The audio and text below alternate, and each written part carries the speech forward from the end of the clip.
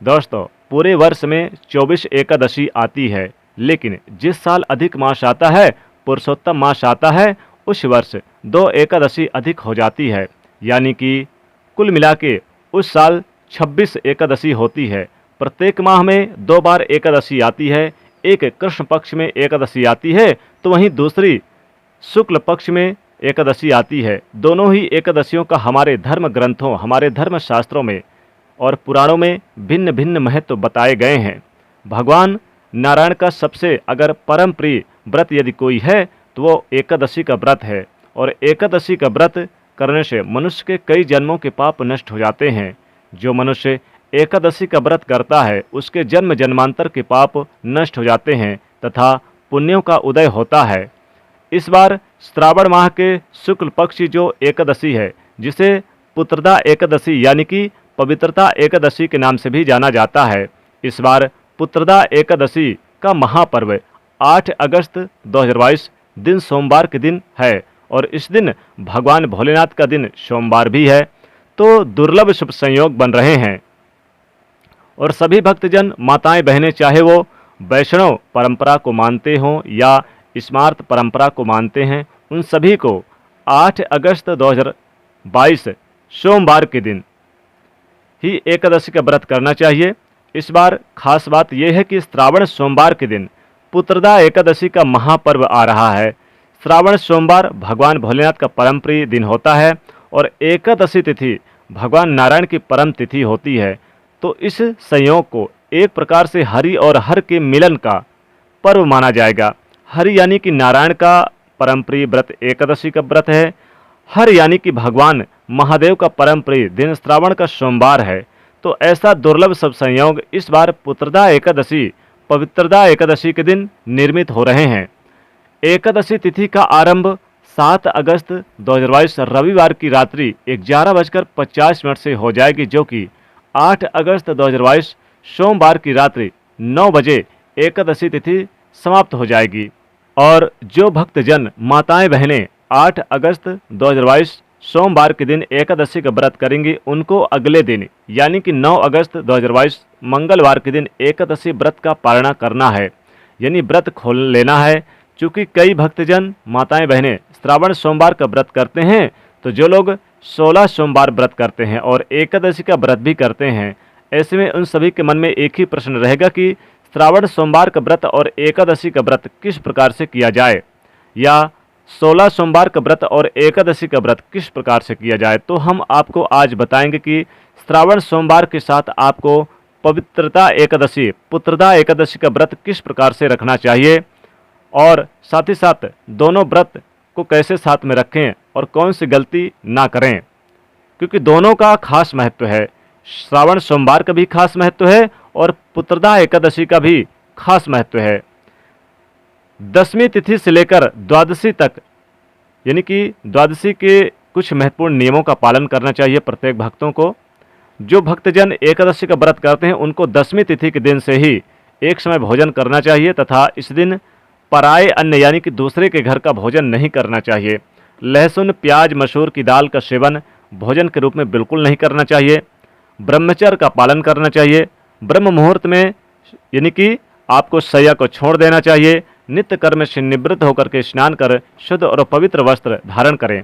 प्रयास करें कि एकादशी के दिन आप पीले या फिर पीले वस्त्र धारण करें और भूल कर भी काले और नीले वस्त्र ना पहने। मस्तक पर अपनी रुचि के अनुसार तिलक अवश्य लगाएं। सफ़ेद तिलक, पीला चंदन लगाएं।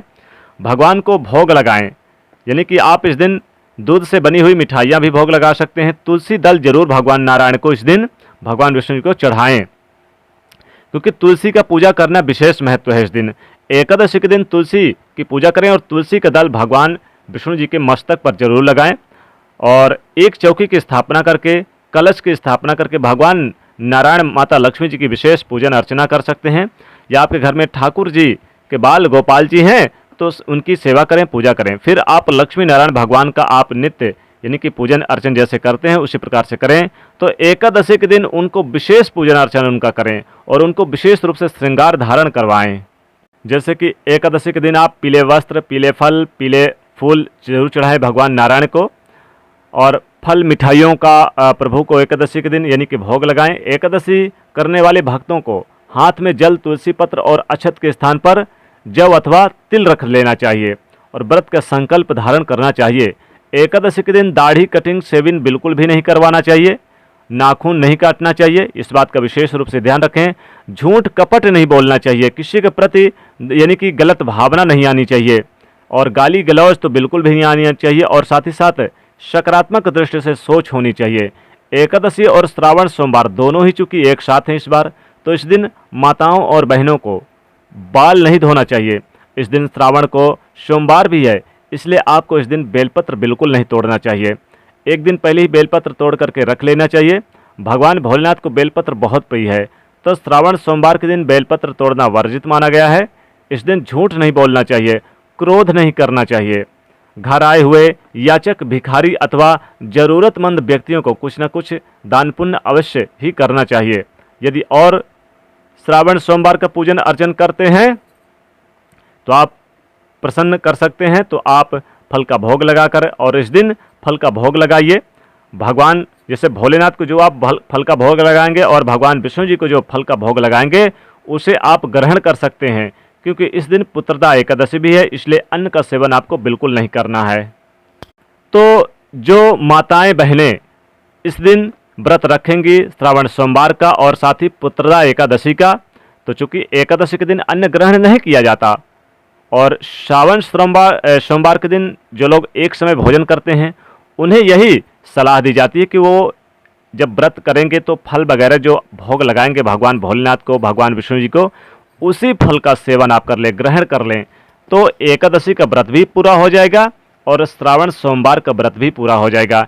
यानी कि आपको दोनों का फल मिलेगा, श्रावण सोमवार का भी और पुत्रदा एकादशी का भी। इसलिए आपको इस व्रत में कैसे करना है हमने आपको बता दिया कि आपको इस प्रकार से करना है और इस प्रकार से आपको फल वगैरह आपको ग्रहण करना है। लेकिन गलती कौन सी नहीं करना है, नहीं तो आजीवन पछतावा पड़ेगा। जैसे कि झूठ नहीं बोलना है, बाल दाढ़ी कटिंग नहीं करवाना है, कपट नहीं, क्रोध नहीं करना है और ईर्ष्या की भावना बिल्कुल नहीं होनी चाहिए किसी के प्रति। तो इन सभी चीज़ों को आपको विशेष रूप से ध्यान रखना है। इस प्रकार से आप यानी कि कर सकते हैं पुत्रदा एकादशी का व्रत और श्रावण सोमवार का व्रत, क्योंकि दोनों ही इस बार अद्भुत शुभ संयोग में आए हैं। भगवान भोलेनाथ और भगवान विष्णु इस दिन काफ़ी प्रसन्न मुद्रा में रहते हैं, अद्भुत शुभ संयोग भी बन रहे हैं। भगवान भोलेनाथ को इस दिन बेलपत्र वगैरह, भांग, धतूरा सब कुछ अर्पित करें और शमी के पत्र है और सफ़ेद पुष्प उन्हें चढ़ाएं, साथ ही साथ धतूरा और मदार के पुष्प चढ़ाएं और भगवान नारायण को तुलसी पत्र चढ़ाएं और उन्हें सफ़ेद पुष्प, पीले पुष्प चढ़ा सकते हैं। और इस दिन विधिवत ओम नमो भगवते वासुदेवाय का मंत्र का जाप करें और ओम नमः शिवाय मंत्र का जाप करें। फिर आप दोनों व्रत कर सकते हैं, दोनों व्रत का संकल्प लें और शाम के समय भी आप चाहें तो यानी कि फलाहार कर सकते हैं। फलाहार में आप यानी कि केला, सेव, अंगूर और ये सारी चीज़ें आप यानी कि सेवन कर सकते हैं। इससे आपके ऊपर दोनों व्रत का लाभ भी मिलेगा। तो दोस्तों आज हमने पूरी जानकारी आपको दे दी है कैसे आपको व्रत करना है और कौन सी गलती नहीं करना है श्रावण सोमवार, पुत्रदा एकादशी दोनों के बारे में। तो दोस्तों वीडियो को लाइक कर दीजिएगा और इसे शेयर कर दीजिएगा और चैनल को सब्सक्राइब कर लीजिएगा।